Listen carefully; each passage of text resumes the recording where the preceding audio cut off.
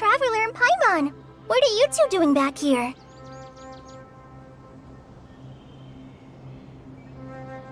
Kale! It's nice to see you again! Are you doing alright? To be honest, I'm not doing too well. My Elazar has been progressing at a faster rate lately. I'm finding it harder to complete more intricate tasks. As a result, Master Tighnari is taking me off the patrol schedule. He will only allow me to stay here and coordinate other people's tasks. Oh, Kale! Speaking of Tighnari, did he go off on patrol? We're here to talk to him! Oh, Master Tighnari? He just left the Avidia Forest a little while ago. He was headed to Part-04. He left? But isn't Tighnari always saying that he never wants to leave the Avidia Forest? He even turned down the sage's invitation. I thought it was weird too. Master Tighnari always prioritizes his work as a forest watcher above everything. He almost never leaves his post. He left in a hurry this time, though. No, I only found out that he left through a message he left behind. He also made sure to delegate all his tasks using a schedule. To leave in such a hurry? I'd guess he had something urgent to take care of. Master Tighnari originally studied in the Immorta Darshan of the Academia, and Part-04 is something like the Immorta's research base. Many rare shrubs and grasses have been planted there for research. I know that before he became a forest watcher, Master Tighnari once spent a long time conducting research at Part-04. A research base, huh? Gotta wonder what kind of research Tighnari just decided to work on all of a sudden. Oh, we don't have a lot of time, so let's go look for him at Part-04. Don't worry, I'm fine. I'm used to living with Elazar by now. If you run into Master Tighnari, please send him my regards. Got it. Will do. See you later, Kale! I had already made up my mind, to be honest with you, so I didn't try to hide my current condition. Don't worry about me. I'll be fine.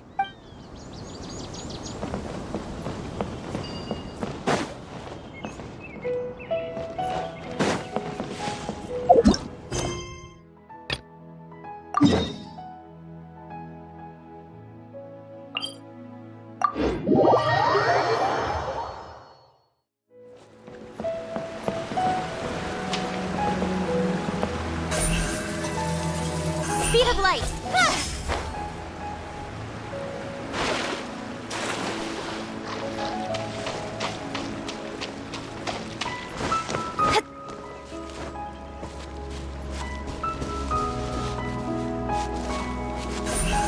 Don't blink!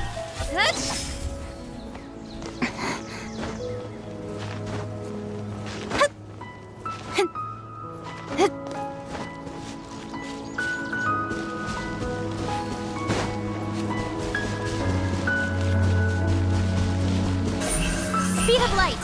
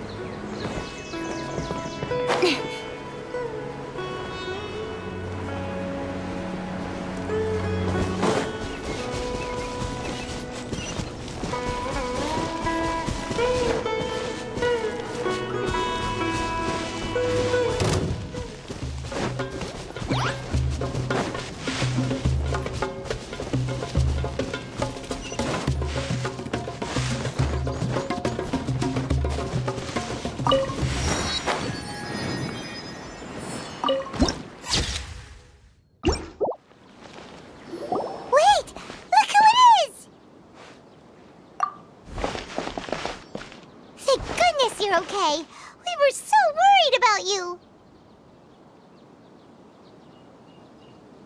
Hey, this was supposed to be a touching reunion, but you're ruining the moment. Actually, it's very smart of the Traveler to be wary of me right now. After all, the Doctor has shown that his technology can apparently even control human minds. Plus, it's not like you could have known what happened after we split up and I was facing the Doctor by myself. Even a pool of stagnant water after a torrential storm can occasionally pass as a patch of sky. Paimon feels like only the real Nahida could come up with such an obscure analogy. Huh? But I wasn't trying to win your trust or anything. All I wanted was to clarify my point. Well, we understand that point now. Please, Nahida, tell us more about what happened. Are those poor people all right? When you left, I was still in the middle of restoring everyone's minds. Thankfully, when the Doctor mentioned depositing information into the subconscious, he didn't mean engraving information into their minds. Instead, he did something closer to creating hallucinations. That was still within my power to fix. Luckily, I managed to finish my restorations and mind jump away from him just as he was about to capture me. Whew. What a relief. The Doctor sure pulled out some hidden cards, but good thing we had Nahida with us. I wouldn't be relieved just yet. I gave away my true identity when I restored everyone's minds, which means we've lost another one of our trump cards. Also, the Doctor is already an expert at modifying Akasha terminals. Maybe it's only a matter of time until he captures my consciousness inside the Akasha. Would that mean you'd no longer be able to jump between minds? Then how do we stop him? He's still at the Academia, so it's possible he already started messing with the Akasha. Ugh, it feels like he's toying with us. What a nasty piece of work. Plus, the Doctor's combat ability alone is apparently enough to make him worthy of being number 2 of the Fatui. We shouldn't give up hope just yet. Let's try to find another way to attack this problem. Actually, Nahida, how did you know we were trying to get to Party's DI? Have you been waiting for us? Yes, I have. I can see the Traveler's elemental energy, so I deduced your destination by looking at the direction you were moving in. You didn't come here for sightseeing, right? Did you find any leads? We're looking for a scholar we know. His name is Tainari, and the sages once tried to reach out to him. Why don't you come inside with us and see what we can find? Okay. Let's just hope we won't get him into trouble.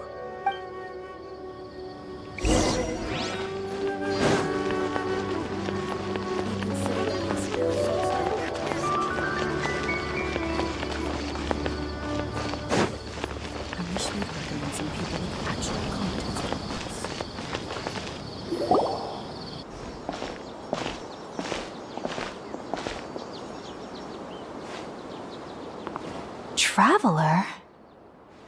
It is you! Ah, it's Hypatia! Ah, what a pleasant surprise! It's so nice to see the two of you again. Who's this? She's a scholar we met in the Avidia Forest. When we last saw each other, she was still training in the... what's it called? Satyavada life? Oh, I see. That's right, we're old friends. You've come at just the right time. Ever since I've come here, hardly anyone has even talked to me. Hypatia, you're way too excited about this. Actually, for you to leave the Avidia Forest means... you're not in training anymore? Wait, no. Did you already finish your training and reach Paripurna life? What do you think? My consciousness has already managed to make contact with the divine. You did it! Congratulations! It's so exhilarating to share this sublime joy with others at long last! When my consciousness made contact with the gods. Ah, what a supreme and unparalleled experience that was! That sounds incredible! Oh, all right. Actually, please wait. I haven't forgotten my promise to you. Remember? I promised to help you understand what you saw from Irminsul once I gained deeper insights.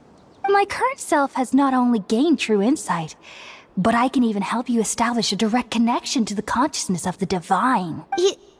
You can do that?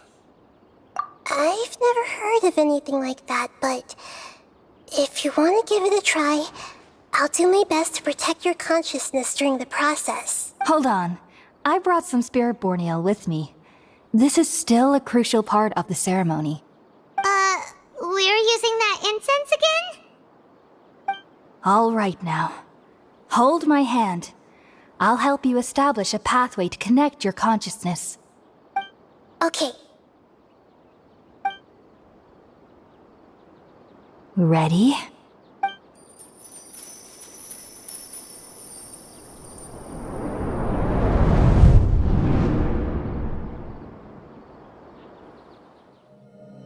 It took 3 betrayals for me to finally understand. The world is just an elaborate tapestry of lies. My fury will never be quelled. The first to betray me was a god. My creator. My mother. Valuing strength above all, she saw no worth in me and I was discarded. The second was a human. My family. My friend. Consumed by fear, he saw me as an abomination. The third was one exactly like me. A hope for the future. A fledgling barely out of the nest. Powerless before his mortality, he broke his promise to me. Humans, they can't be trusted. And the gods fill me with pure loathing. So I said good riddance. I denounced the world and laugh in its face. My chest will never again be defiled by worldly filth. I will scrub away every last trace of human emotion. Then it will be empty, a blank slate, and ready to receive a supreme gnosis, brimming with pure divinity.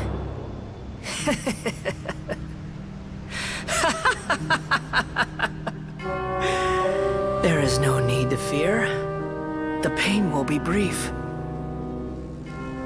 Your era is coming to an end.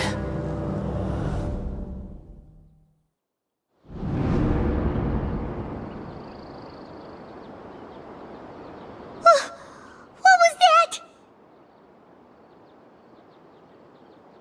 Did we actually just see the Balladier's memories? Everything matches what we know about him. But how is he connected to the divine consciousness that Hypatia was talking about? You saw it, right? You felt it, right? Such a majestic god! Such a noble will! Such sublime emotion! Alas, shame. If only that which beats within my chest wasn't a filthy mortal heart. Oh, great and merciful God, please grant me forgiveness and salvation. Do you understand now? I'm afraid this is no Purna life, but rather... Ah! You! Why are you so mean to me? Why is everyone hiding from me? I found divine wisdom. Shouldn't I receive praise and honor? Haven't I uncovered that light in the darkness? Hypatia? That's how I always thought everything should be. Wait, have I already lost my mind?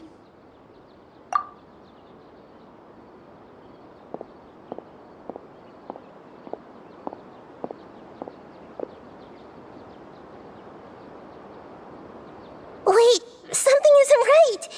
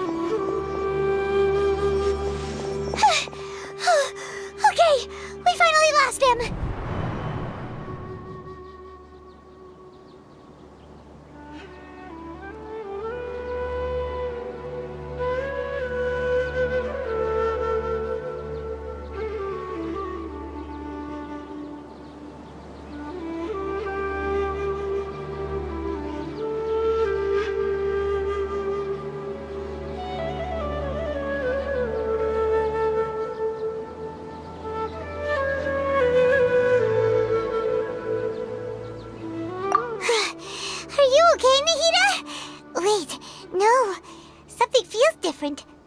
You're back! Oh, the Traveler's back?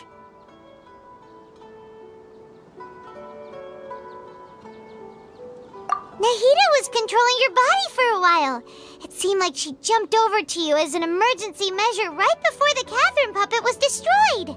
After that, Tainari heard the commotion and came over. He helped us defeat the mercenaries and then he ran with us all the way here.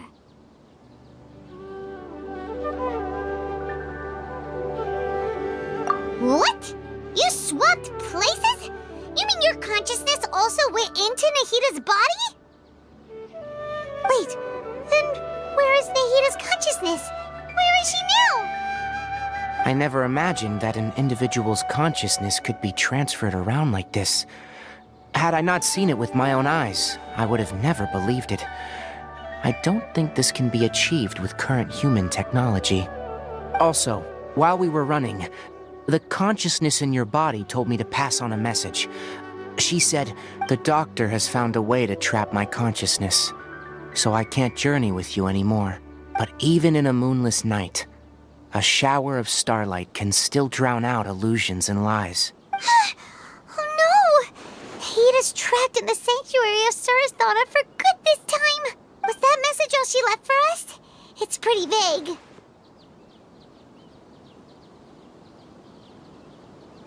Oh, that makes sense!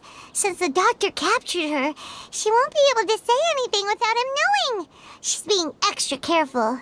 Even in a moonless night, a shower of starlight can still drown out illusions and lies. Huh. Paimon knows the moon illusions and lies are from the alchemical divination at the Sub-Zeru's festival. Didn't Nahida use a starlight analogy before? It had something to do with Sataria.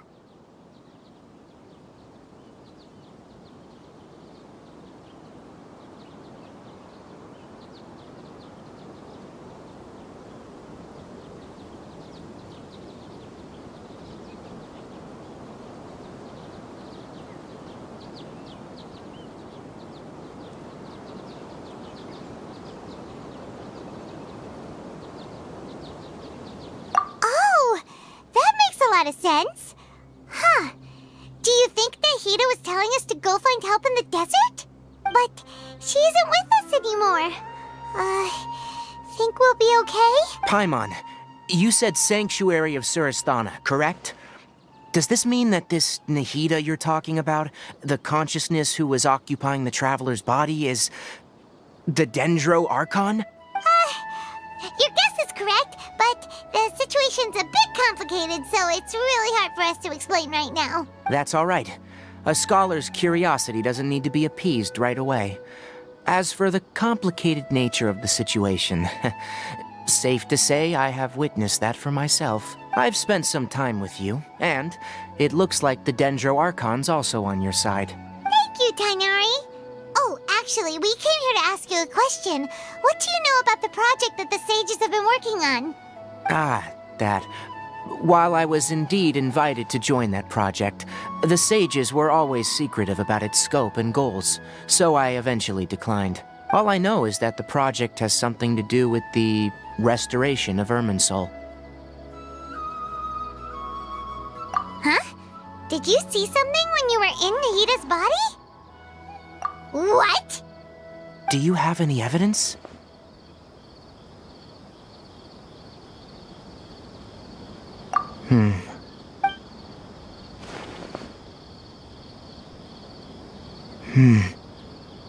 So that's what happened.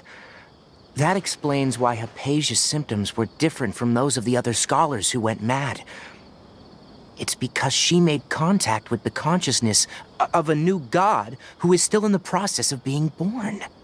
Tainari, did you leave the Avidia Forest because of Hypatia? I did.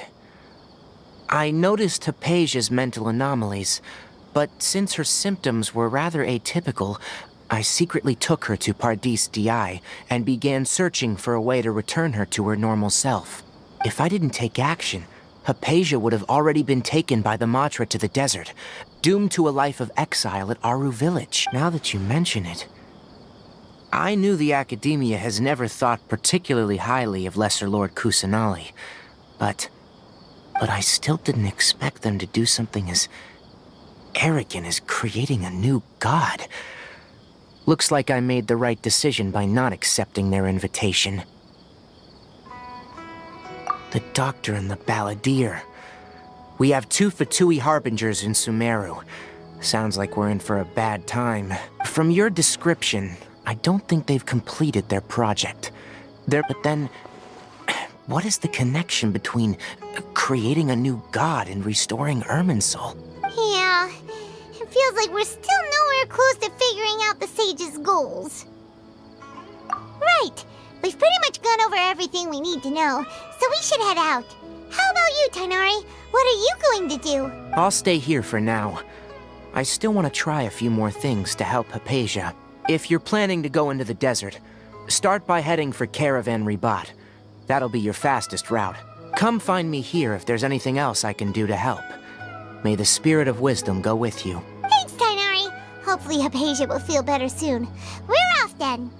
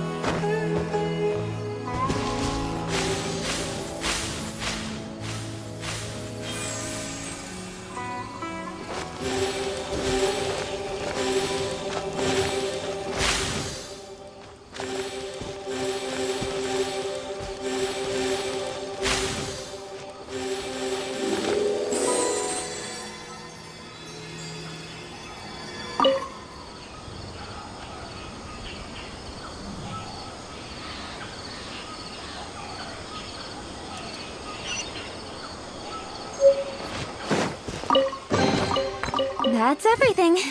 On to the next.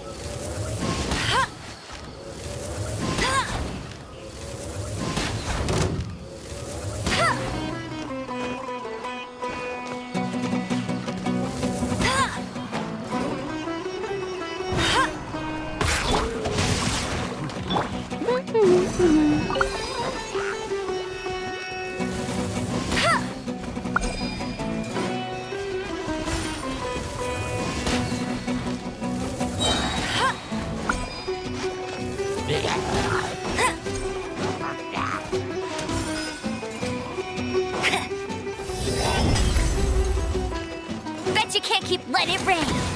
Nowhere to hide. Don't blink. Hey!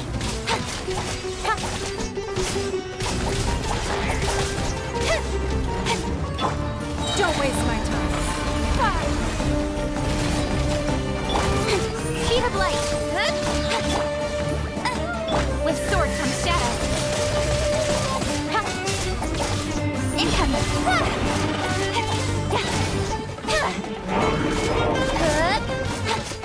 No one escapes my sight.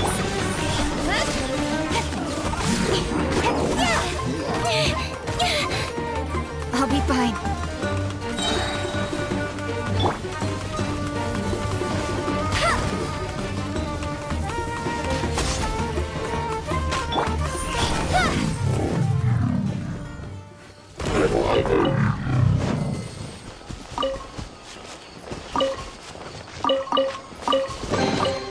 You give, you receive.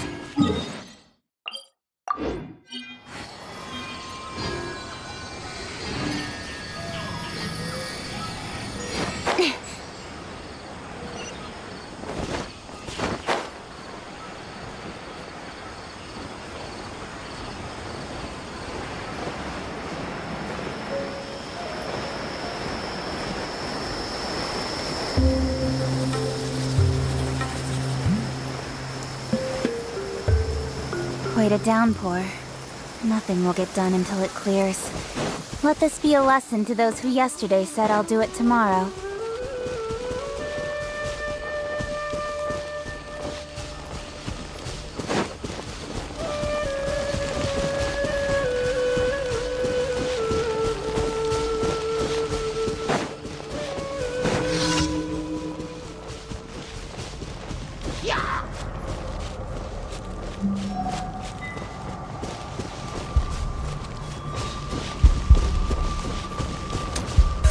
Speed of light!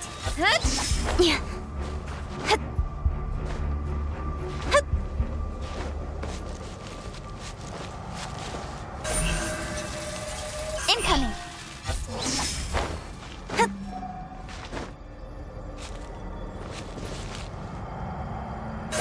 Don't blink!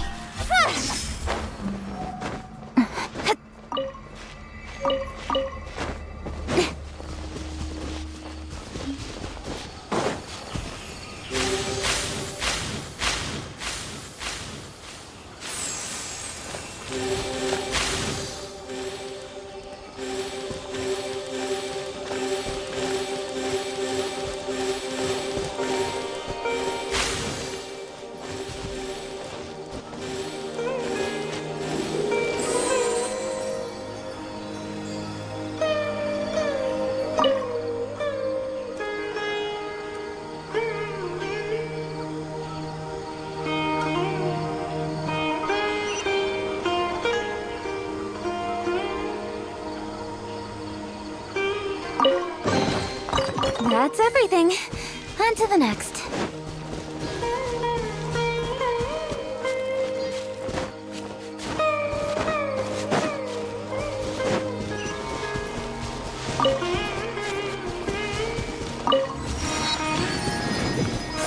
Speed of light.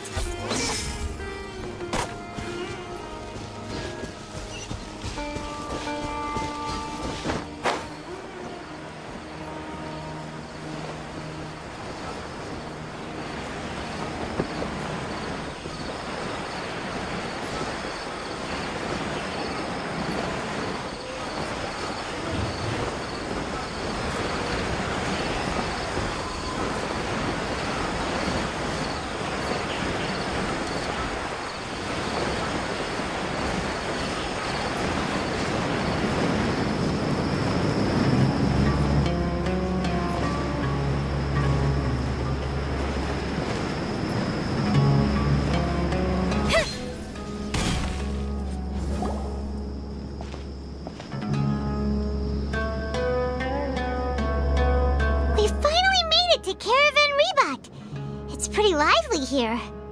So, just past this wall is the desert, huh? Oh, wow. Paimon remembers hearing people call this the Wall of Samiel. It's made to block sandstorms from the outside. Oh, if it's this tall, it's gotta be the divine work of Greater Lord Rukkhadevata, right?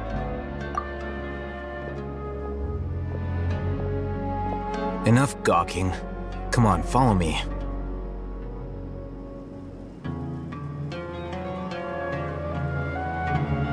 Huh? Over here.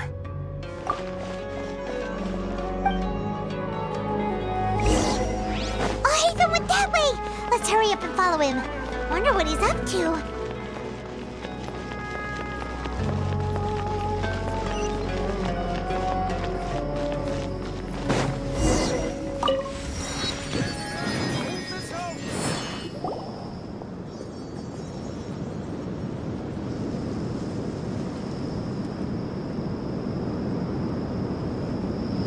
What the? Where did she go? How did we lose them? They were just here a second ago. More Eremite mercenaries? Who are they working for this time? Anyway, Traveler, it seems like we were being followed again. You were too careless. You should have noticed those hopeless amateurs trailing you a long time ago. There's no need to thank me. I've never cared to keep track of personal favors. All I did was correct a mistake I happened to come across. It's a habit I developed at the academia. You really gave Paimon a scare, Alhaitham. We never thought we'd run into you here. Last time we met at Port Ormos, didn't you say you were going back to the academia? Wait, don't tell Paimon that you're here to take us back on their orders! Oh, so you've already landed yourselves on the academia's hit list. I can't say that I didn't expect it. However, had I wished to turn you over to the academia, don't you think you'd already be the Eremites' honored guests by now? Oh, right. You do have a point. I have no interest in running errands for that project. As a scholar, I've always belonged to the camp that promotes researcher autonomy. And these days, you're more fascinating than anything the sages can offer.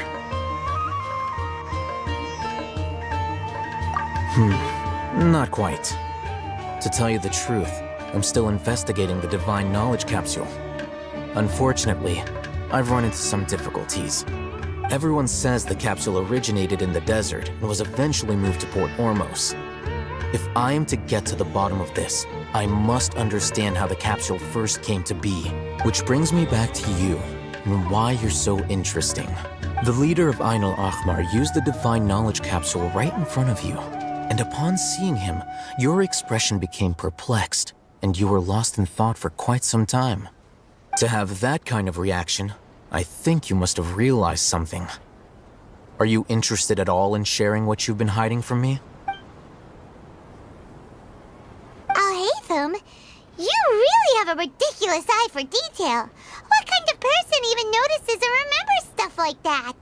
So that's your answer. Well, I do work for the academia after all. So considering that, it is indeed wise to keep your cards close to your chest. But that does prove you do have some undisclosed information about the Divine Knowledge Capsule. Am I right? No matter. Rather than simply learning the answers from you, I'd still prefer to investigate on my own. Speaking of, you two are also headed to the desert? That's right! We have the same plan as you! But we don't really have any concrete goals at the moment. Then I'd suggest starting with Aru Village. It's the largest settlement in the desert, so it'll probably have more resources and intel than anywhere else. Well, would you like to head there together? It's always better to travel with someone you know. Let's go!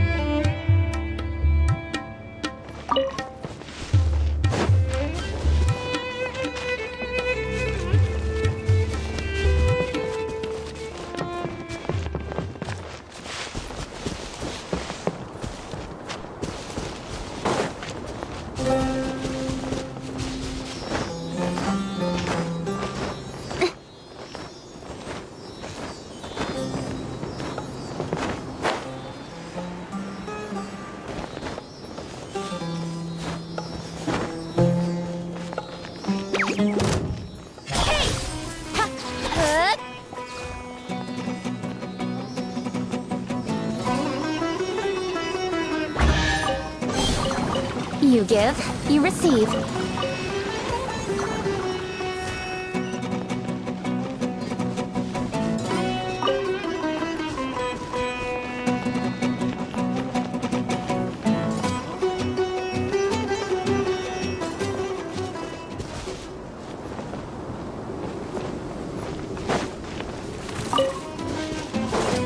Don't blink! No, my sword!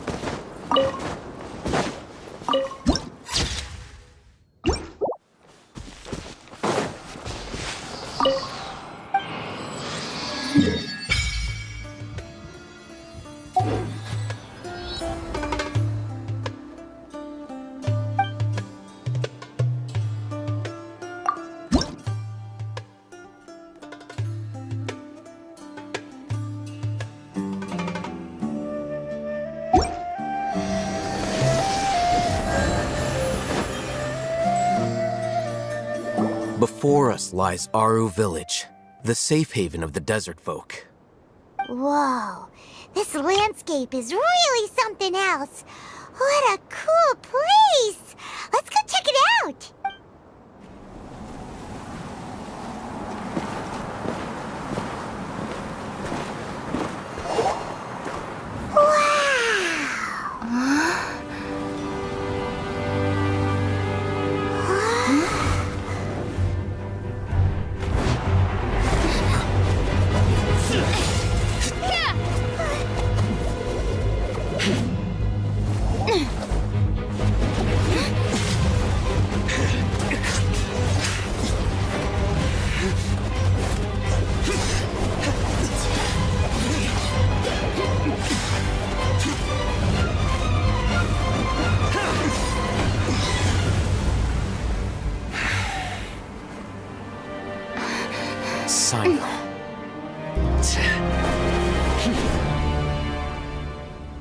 Unless my memory fails me, we have barely spoken 2 words to each other before now at the Academia.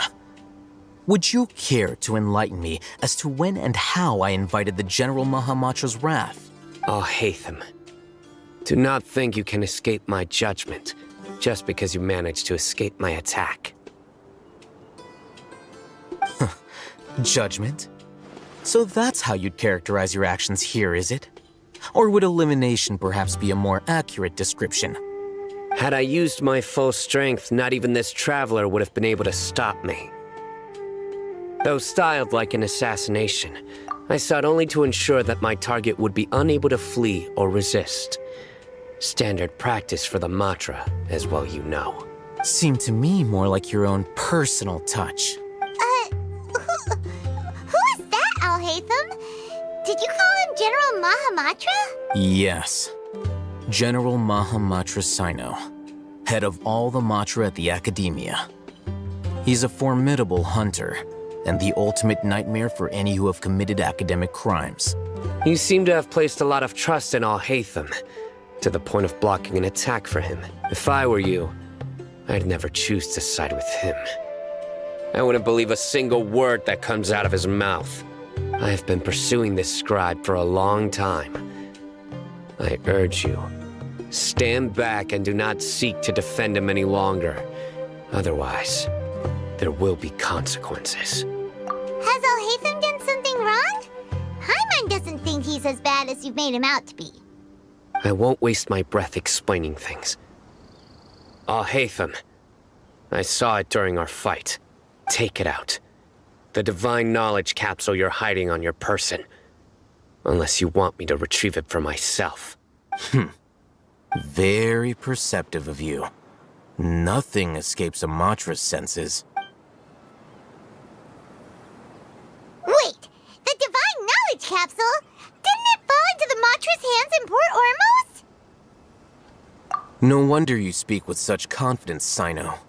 But I must admit, I'm very curious. What does this capsule mean to you? And why, as General Mahamatra of the Academia, are you all alone in the desert? As far as I'm aware, the other Matra have been speculating about your disappearance. Have you been given a mission that's, let's say, morally dubious? If I was the real target of your mission, what was stopping you from simply using your authority and resources to judge me within the walls of the Academia? I should have known you'd be difficult to deal with. You two? Ugh! What you would do, Traveler? Paimon feels like we can't trust either of them! Ahem. Well, look at you two, acting all tough and self-righteous over there. Wait, Dia? Great! Finally, someone that we can trust! You gotta help us out here, otherwise these two are gonna start fighting Yeah, sure looks that way. Two giants from the academia duking it out once and for all. Not something you get to see every day, that's for sure. Listen, I know you academic types love to fill up your big brains with self-righteous morality and lord your empty rules and virtues over each other. But how dare you bring your petty disputes into the safe haven of Aru Village? It seems like someone's gonna have to beat some sense into your thick skulls until you finally learn to respect these grounds.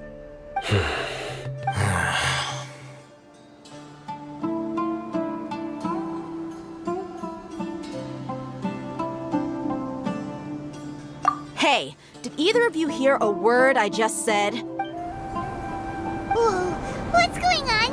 The wind's so strong. Is this a sandstorm? Paimon's gonna get blown away! Another sandstorm? What's up with these recently?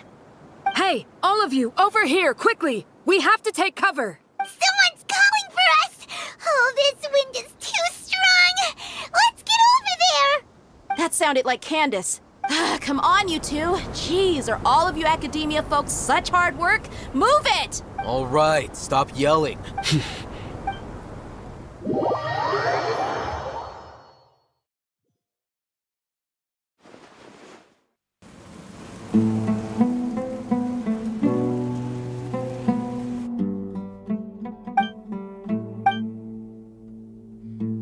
Well, this is pretty awkward. Hey, wanna play sardines with three people who wanna tear each other limb from limb? Sure, why not? Sounds fun. The air is so thick and heavy. Paimon can hardly keep floating anymore. My sincerest apologies, everyone. This is the home of our village chief. I will have to ask you to make do with this small room until the sandstorm dies down. Please, let me introduce myself. I am Candace, protector of Aru Village. Our savior has come at last! Nice to meet you, Candace. The name's Paimon. Thank you so much for helping us. There's no need to thank me. It's only right to help each other when the weather gets rough. Wow, she's so gentle and caring, like a nice older sister. Unlike those guys over there. All right, now that we're all better acquainted, we should return to the topic at hand. As a guardian charged with the responsibility to protect my fellow villagers from harm, I was observing your conflict from afar, even before the sandstorm started. And now that you have set foot within Aru Village itself, it is all the more my responsibility to make absolutely sure that you pose no threat whatsoever to us. So please, have an honest and sincere conversation with one another, and put your hostile feelings to rest. If anyone dares to start anything again while they are under this roof, I will not hesitate to send them out for some quality time with the creatures of the sandstorm. Oh, on second thought, Paimon may have misjudged Candace's character. And that goes for you too, Miss Dia. Do I make myself clear? All right, we got it, Candace. That's what I like to hear. So which of you will begin? I was supposed to be a mediator, but I might have gotten a little too involved just now. Anyway, one of those two should probably start talking. Wait, that was you trying to be a mediator? I have nothing to hide, so there's no shame in explaining myself. While Al-Haytham wasn't wrong about the other Matra not knowing my whereabouts, it's not because I've been assigned a morally dubious mission. Rather, I've chosen to exile myself. Huh? Exile yourself? A little while ago, I discovered that there was data missing in the Academia's project planning and development files. What little they did report clearly did not match the project's actual progress. As General Mahamatra, I had the responsibility and authority to request an audit. However, to my surprise, the person responsible for the erroneous data was none other than Grand Sage Azar himself. I tried to investigate the issue myself before submitting a formal audit request, But I soon found that all leads and potential pieces of incriminating evidence were carefully concealed from me. I began to realize that they were cautious of me from the very beginning. Unsurprisingly, the Grand Sage rejected my audit request as soon as the submission reached his desk. He even said to me, "The power of the General Mahamatra is granted by the sages. You have no right to judge us." So they really are up to no good. I realized then that to the Grand Sage, the Matra are nothing more than tools for the sages to assert and maintain their control over knowledge. The vows that we took, the principles that we strive to uphold, they are meaningless to the academia of today. I believed it would be wise to flee the academia before the sages had a chance to take action against me. This way, they can no longer see nor predict my actions. I will never give up on this investigation. There's no need for someone else to give me power or authority. Once I find the truth, I will administer judgment by my own name. Sino seems to have the same goal as us. We're all investigating the sages. Plus, now that he's no longer the General Mahamatra, he somehow feels a lot less scary. Well, Sino, if that's your story, then why did you see Alhaitham as a target? When I was investigating the matter in the academia, I overheard a conversation between Alhaitham and a sage. The sages asked you to investigate a blonde-haired traveler. Do you dispute this, Alhaitham? What? Like many parts of the project, this assignment was undocumented.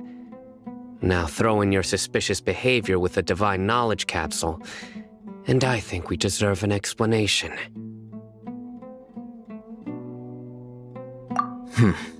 Yes. I was indeed tasked with investigating the Traveler. Alhaitham! After all, the promised reward was so great that hardly any scholar could have refused. The sage told me, once you've completed this assignment, I can give you a glimpse of divine knowledge.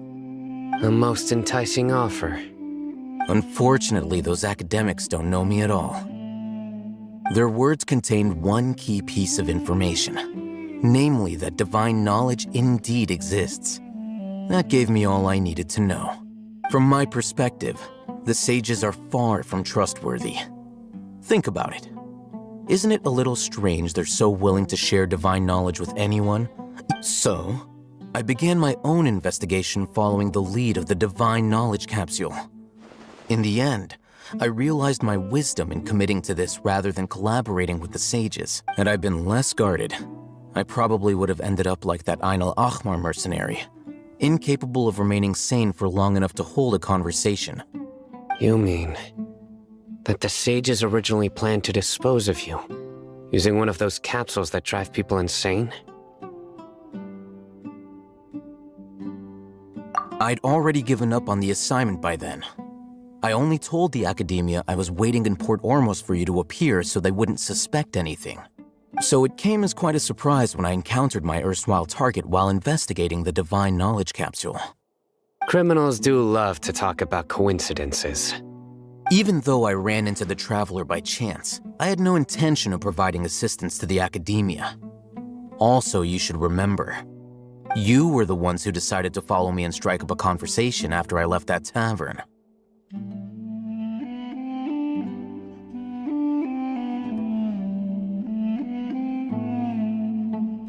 That's true. Alhaitham helped us out at Caravan Rebat as well. Maybe he's telling the truth. I'm willing to apologize, if that's worth anything to you. I took the Divine Knowledge Capsule behind your back because I judged its existence to be a significant risk. I felt that it would be best for no one to interact with it before it had been properly studied. After all, curiosity often proves to be the most dangerous thing in this land. You should be well aware, Scribe Alhaitham, that curiosity can also lead you to danger and suspicion. Answer me this. Did the sages share any information about their project with you? Have I not made myself clear? You and I are both distrusted by the academia. Do you really think they would tell me anything? Fine. Although you haven't completely proven your innocence, I won't regard you as an enemy, for now. As you wish. Good. I'm glad to see you two clearing up your misunderstandings. And now you, Dia. I believe it's your turn. Oh, sorry. Whatever the boys were talking about must have been so boring that I spaced out. My situation is pretty straightforward. My employer, Dunyarzad of the Homayani family, is friends with the Traveler and is currently recovering from her illness at home. I had nothing going on, so I decided to return to our village for a visit. I was actually looking forward to a pretty exciting time getting back together with everyone here. But then I saw these two random guys in the middle of a pointless argument. It ticked me off, and things went downhill from there. Is that all? Well, I will admit that definitely sounds like your style. In that case, welcome back, Dia. That's more like it. I missed you all so much, Candace. Whoa! What was that sound? No need to worry. Now that you're no longer at each other's throats, please, make yourselves at home. I'll take a quick trip outside to clear out some of those creatures in the sandstorm. Creatures? In the sandstorm? Are you sure you don't want some backup? Fighting in a sandstorm is not for the faint-hearted. Anyone without extensive training in these conditions is at a disadvantage. You needn't worry. Yeah, just leave him to Candace. Don't worry, she's as tough as they come.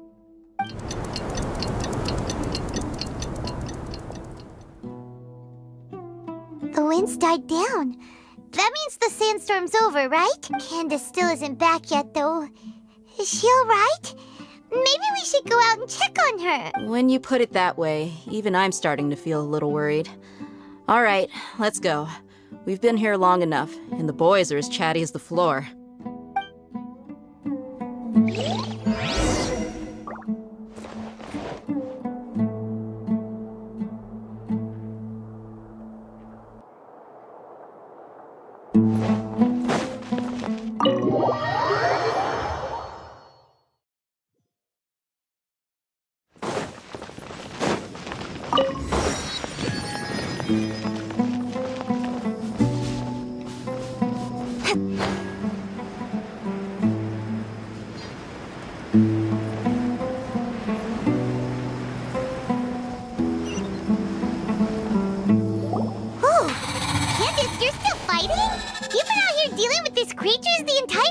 Yes, they just keep coming in waves. I've lost count of how many I've defeated. Before I realized it, even the sandstorm had stopped. Ah! Here comes another wave! Leave this round to us. I got interrupted earlier, but now I have something to take my anger out on. It's been a while since I've seen the Flame Mane in action. I'll leave these to you then. I'll be sure to put on a good show. Let's go! Let me leave you all. Submit! Incoming! Cut to the chase! Don't blink!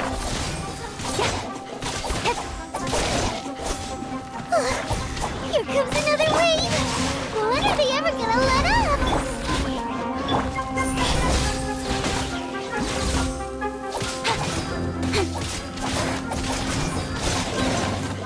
Incoming! Let it rain! With sword comes shadow! Speed of light!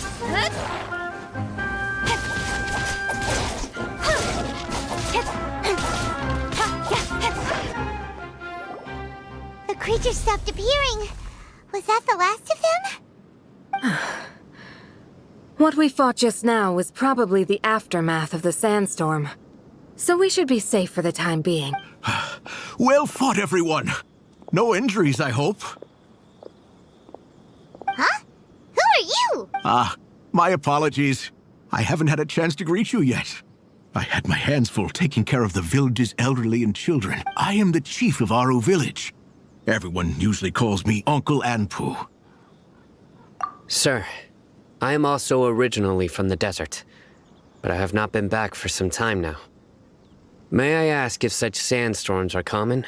I can't say they've always been common, but recently the storms have become increasingly severe and frequent. Besides sandstorms, we also occasionally get earthquakes.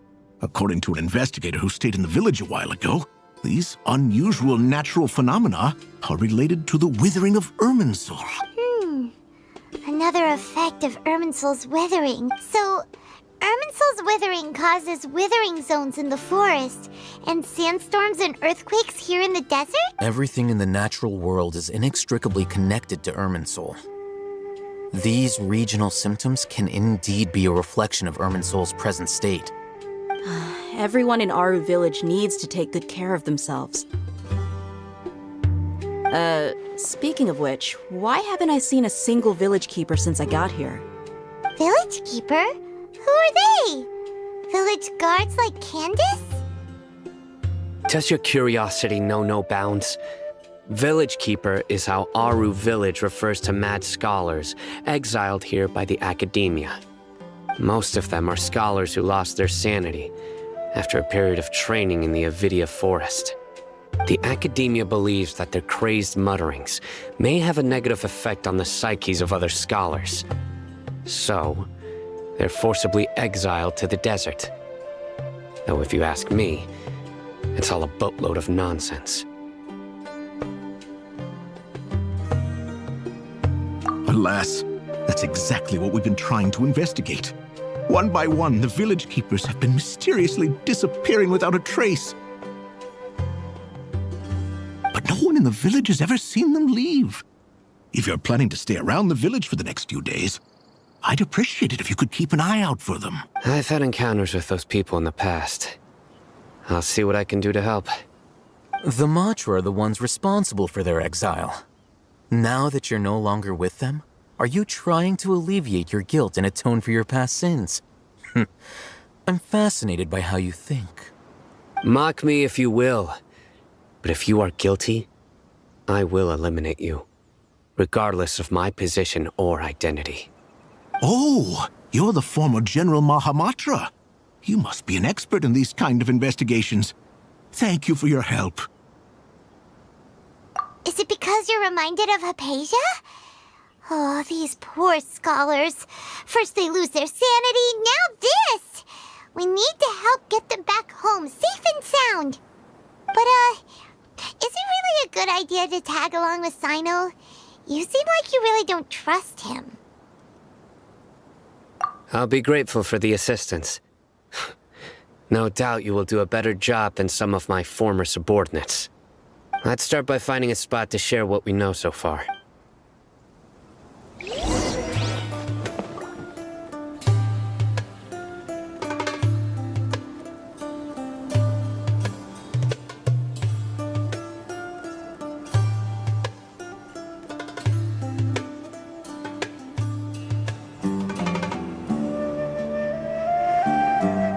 When in Aru Village, please respect the local customs.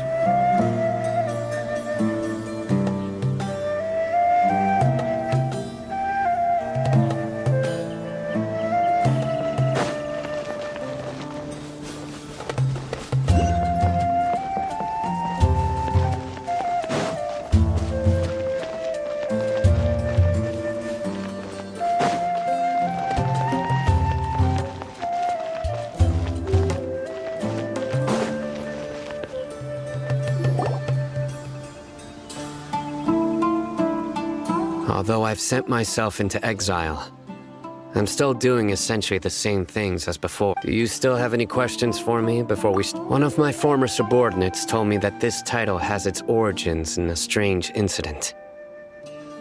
The Academia has long exiled mad scholars to Aru Village. A mysterious phenomenon exists here. When mad scholars first arrive, they are as incoherent and deranged as before. But after spending some time here, they invariably begin to calm down. Initially, the people of Aru Village greatly resented having to take in the mad scholars. But a strange incident one night changed that. Aru village was struck by the strongest earthquake in living memory. Seeing buildings on the verge of collapse all around him, the then chief of the village was preparing to take everyone to safety. Suddenly, he noticed a mad scholar crouching in a corner, caressing the ground with his hands.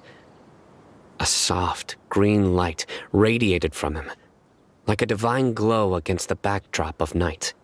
Despite the powerful tremors that ripped through the ground that night, all the houses remained upright, almost as if they had grown roots reaching deep into the ground.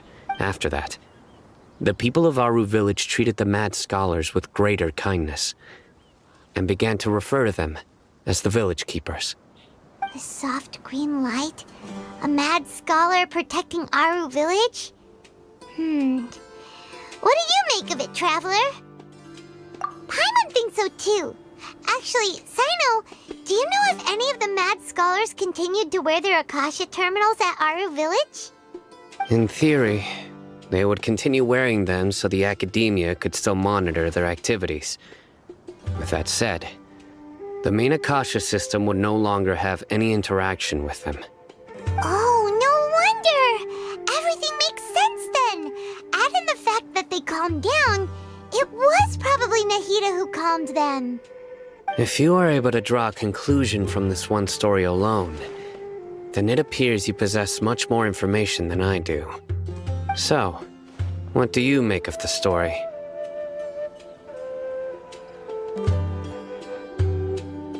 Really? Lesser Lord Kusanali. What? You don't believe us? Lesser Lord Kusanali was definitely using the Akasha to give her power to the mad scholars! No, it's not so much that I don't believe you. I'm just struck by your reasoning. Lesser Lord Kusanali, the current Dendro Archon, is she really active in Sumeru? The Academia has always placed far greater importance on the late Greater Lord Rukkhadevata. They've more or less ignored Lesser Lord Kusanali, and I've never had any reason to doubt their views. In addition, I've never heard any stories about Lesser Lord Kusanali and her deeds. To me, she might as well have been a god that never existed. No way! Nahida definitely exists! She's a... how should Paimon put it? She's a good Archon who's kind and wise, even if she says weird stuff sometimes. I've spent many years interrogating criminals, so I can easily tell when someone is lying. Good! Then you should know that we're telling the truth! That look in your eyes. I've never seen that from a liar. You two really must have met Lesser Lord Kusanali. How can this be? To think, our Archon has been amongst us this entire time. Alright, now it's our turn to put our skills to good use for this investigation. But easier said than done, especially since we don't have any leads. Maybe we can start by knocking on some doors. Excuse me, are you here to help me find my grandpa? Huh? Who are you? By the sounds of it, a resident of this village. My name is Isak.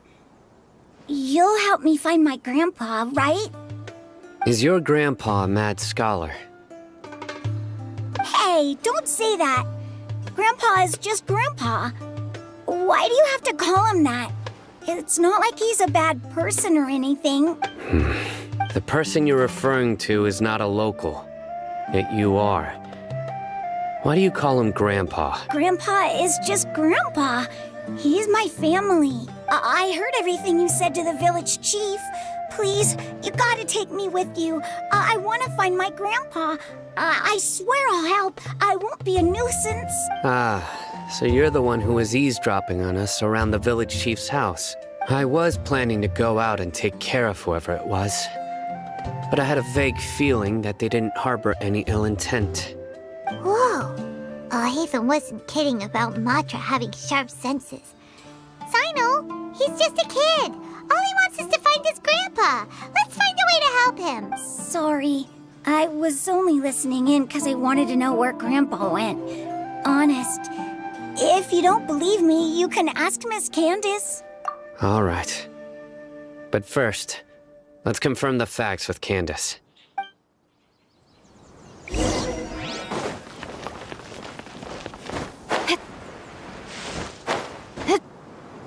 I suppose wisdom.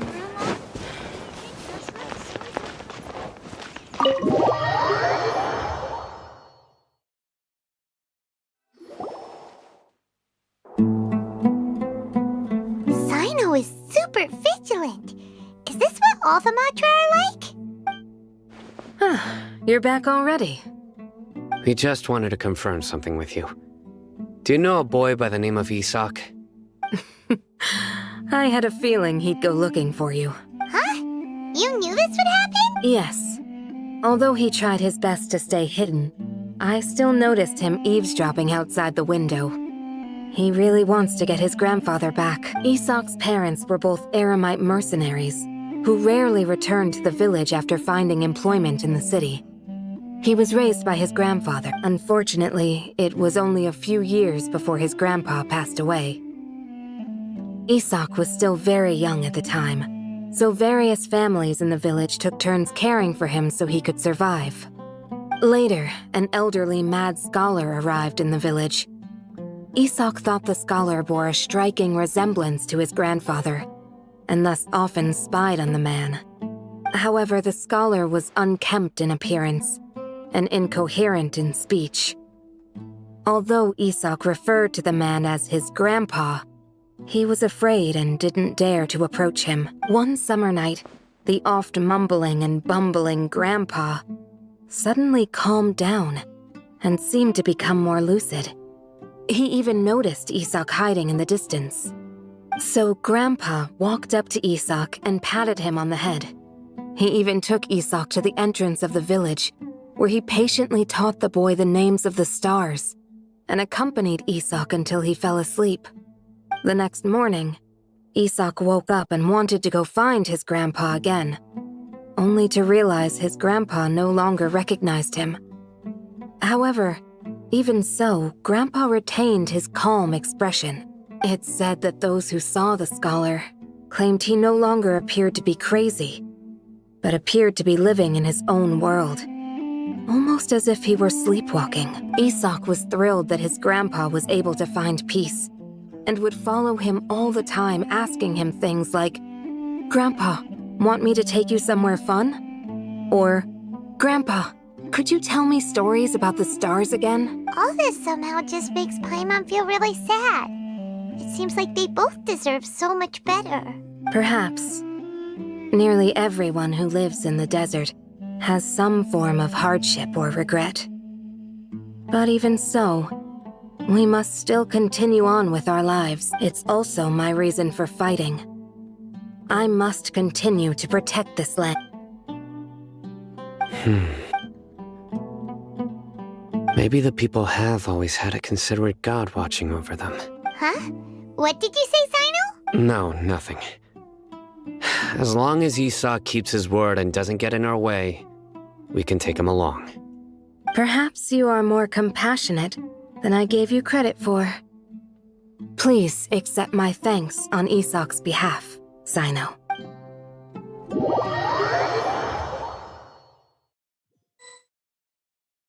Hey, Isak! Oh, it's you guys! We've cleared everything up. Let's go find your grandpa. Really? Wow! Thank you so much! Yeah! All right. Let's ask the local residents.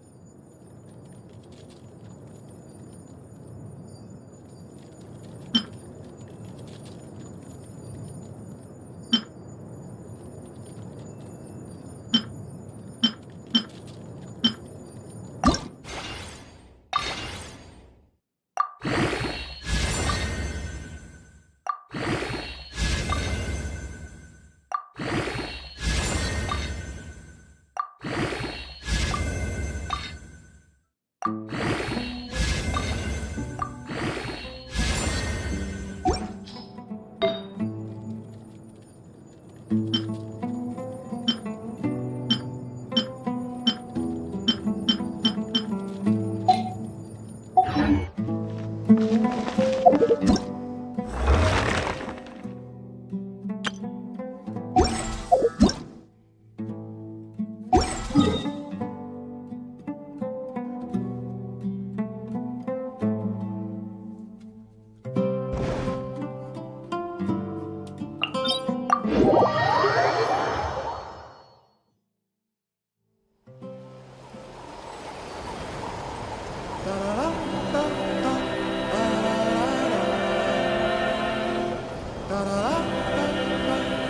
adventuring, as in business, you always have to seize the opportunity while it's there.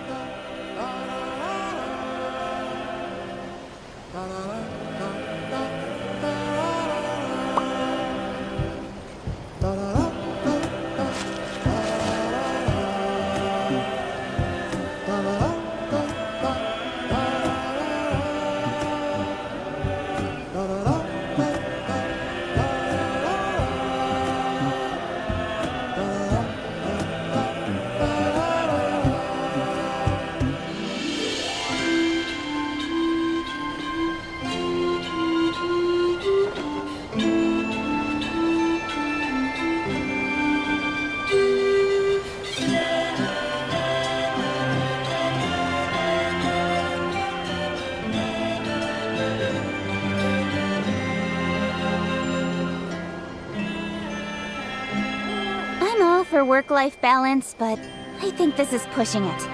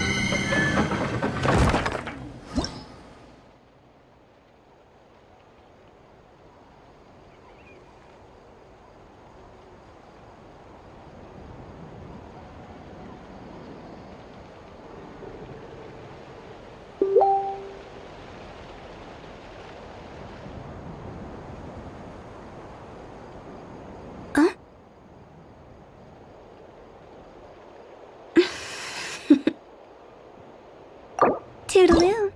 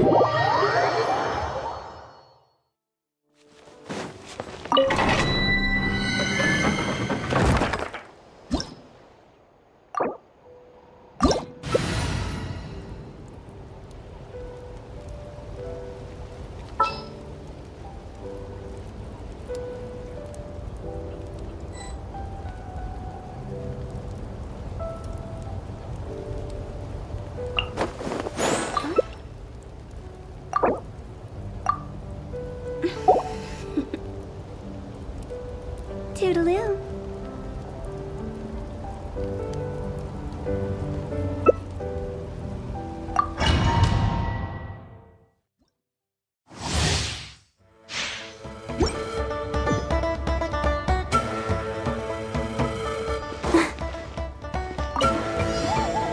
I'll protect us. A dash of frost, know my soul. A burst of flavor. Another star goes out. Annihilate.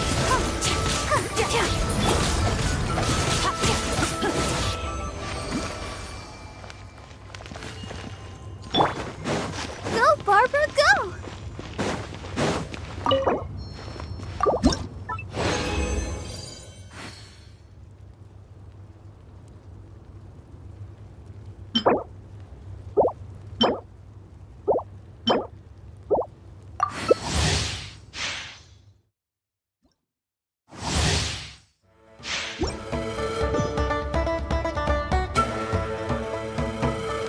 Merciless.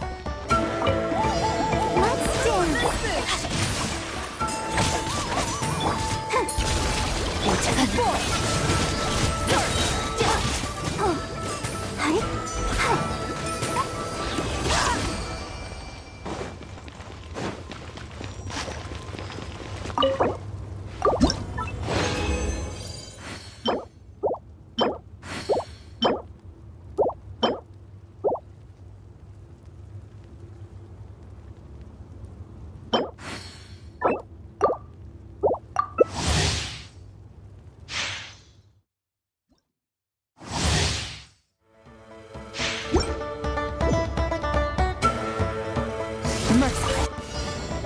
Adaptive frosting!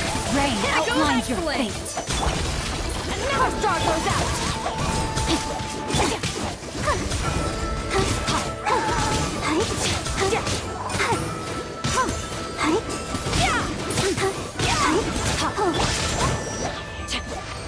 Time to act.